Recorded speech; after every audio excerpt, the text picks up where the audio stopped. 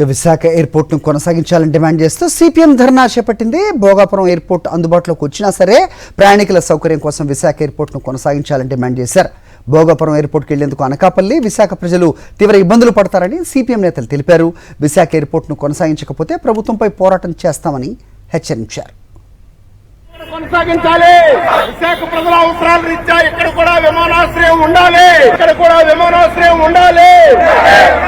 ప్రజల అవసరాల రీత్యా ఇక్కడ ఈ ఎయిర్పోర్ట్ మూసేయొద్దు.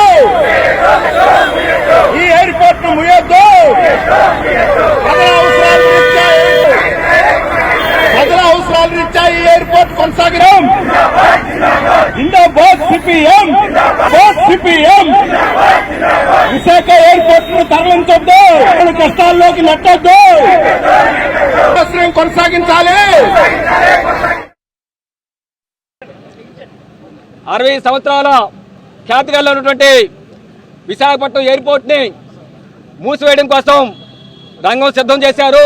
దీనివల్ల 30 లక్షల మంది ప్రయాణికులు, వారి కుటుంబ సభ్యులు, వేలాది మంది కార్మికులు తీవ్ర ఇబ్బంది పడే పరిస్థితి ఏర్పడుతుంది. మాదే కేంద్రంలో మాదే ప్రభుత్వం, రాష్ట్రంలో మాదే ప్రభుత్వం, డబుల్ ఇంజిన్ సర్కార్. ఈ విశాఖపట్నాన్ని అభివృద్ధి చేస్తాం, దేశంలో ప్రఖ్యాతంగా తీర్చిద్దామని చెప్పని కళ్ళబొల్లి కబుర్లు చెప్పి వైజాగ్కి ఉన్నటువంటి ఎయిర్పోర్ట్ మూసిపోయడానికి సిద్ధపడతారని చెప్పారంటే ఈ మోడీ ప్రభుత్వం, చంద్రబాబు ప్రభుత్వం చెప్తున్న మాటలు ఓటమి తేల్తలం అవుతా ఉంది.